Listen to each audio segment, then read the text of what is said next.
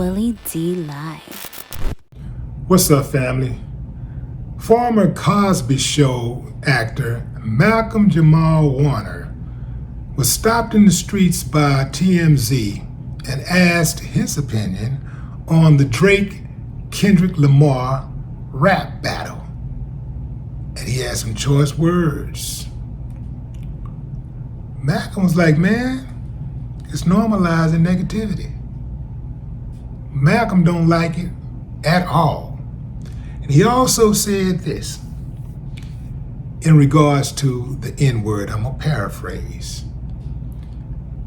We oftentimes in hip-hop use the N-word, and we like to talk about how we taking the power back and we putting the love in it. And he says, how much sense does it make to take a word from people who use the word to address us in a negative way and use it against ourselves? How much sense does that really make? Think about it, fam. Think about it. Let's say somebody call you a B word.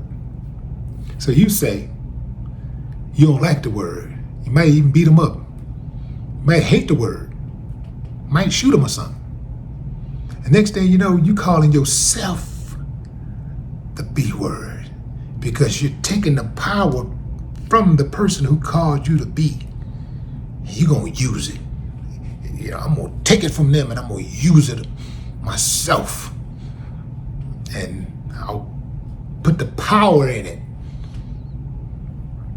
Malcolm also struck a nerve when he said, a lot of our music is actually anti-black because we can't make records without using the N-word and calling women B's and H's and talking about drugs and murking somebody. We're not making those type of records. But he self-corrected and he said, but there is some good hip hop out there. There are some artists out there that are making the good music. But I guess what he is really getting at is that a lot of what is mainstream, a lot of the big stuff, the stuff that sell the most, is the stuff that paints us in a bad light. A lot of it is bad. So who's to blame? Who do you think is to blame? A lot of people say, first person they want to blame, first somebody to get blamed is the artist. And then they blame the record labels. But when they blame the record labels, they really don't point the finger at the majors. See, all of this just trickles down. The majors call the shots. They collect the money first. All the money come to them first. And then they divvy up, right? They disperse the payments. Very seldom do I hear people talk about the majors. I hardly ever hear anybody say anything about Universal Music Group or Sony, Arista, or Interscope, any of these big companies. I very seldom hear anybody talking about the big companies or the big executives behind these companies. Oh, they'll talk about the independent label bosses, but they don't talk about the guys that are over them who cut the checks to them. They don't talk about those guys. See, and they don't talk about themselves because let's face it, at the end of the day, there are a whole lot of people, consumers. Even if you're not buying it, you're consuming it. You consume it in the club when you dance to it.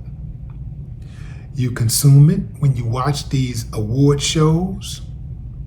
You consume it when you're in the car and you're driving. You listen to the radio. You consume it. And you consume it when you take a little peek to try to hear this record. Oh yeah, you're a consumer. Almost everybody is consuming it. So I say, if you really, really want change, be the change that you seek. Start with yourself. Raise the bar. Literally. Like, hold yourself to a higher standard. Hold the artist that you love to a higher standard. Stop settling. You won't settle for a mate. A lot of you say, well, I'm not settling when it comes to significant other. I'm not settling. Even with the food you eat, we've gotten a lot of us are on that level now. We say, well, I'm not settling. I'm not going to eat on anything. I'm not putting no anything in my body. Well, why won't you? Why won't you? You putting anything in your mind? Make it make sense, fam. That's all I'm saying. I ain't pointing the finger at nobody. I'm not pointing the finger at anybody. I'm just saying, make it make sense. Big shout out to Malcolm Jamal Warner. I hear you, homie.